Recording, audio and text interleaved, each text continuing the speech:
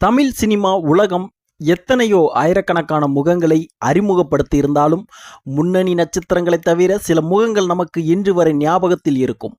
அதனால்தான் சினிமா கலைஞர்கள் மறைந்தாலும் இன்று வரை நம் மனதில் நீங்கா இடம் பிடித்திருக்கின்றனர். சிவகாசியை சேர்ந்த நாராயணன் தன்னுடைய 15 வயதில் மேடை நாடகங்களில் நடிக்கத் தொடங்கினார். பின்னர் படிப்படியாக வெள்ளித்திரையில் கால் பதித்து எம்ஜிஆர், சிவாஜி, ரஜினி, கமல் உள்ளிட்ட அனைத்து நடிகர்களின் படங்களிலும் ஓரிரு காட்சிகளில் தலைகாட்டி ரசிகர்கள் மனதில் இடம் பிடித்தவர்தான் பசி நாராயணன். 500க்கும் மேற்பட்ட படங்களில் நடித்திருந்தாலும் பசிப்படம் இவருக்கு ஒரு நல்ல அடையாளத்தை கொடுத்ததால் பசி நாராயணன் என்று அடைமொழியுடன் அறியப்படுகிறார். 1960 முதல் 1990 காலகட்டங்கள் வரையில் பசி நாராயணன் நடித்திருந்தார்.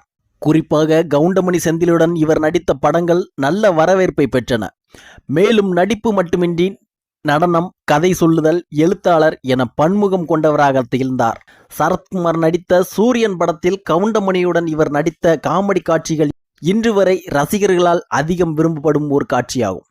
போன் வயர் பிஞ்சி 1 வருஷம் ஆச்சு என்ற வசனத்திலும் ஓஹோ என ரியாக்ஷன் காட்டுவதாகட்டும், அந்த சீசனில் கவுண்டமணியை ஓவர்டேக் செய்திருப்பார் பசி நாராயணன்.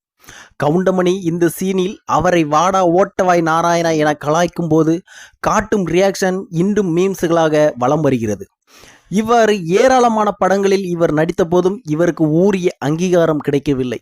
அத்துடன் அவரது குடும்பமும் வறுமையில் வாடி வந்தது.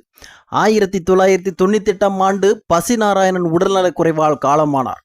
இந்த நிலையில் அவரது குடும்பத்தின் வறுமை சூழலை அறிந்த முன்னாள் முதல்வர் ஜெயலலிதா ரூபாய் 10 லட்சம் நிவாரண நிதி வழங்கியதுடன் மூத்த கலைஞர்களுக்கான குடும்ப உதவித்தொகை மாதம் 8125 கிடைக்கவும் வழி செய்தார்.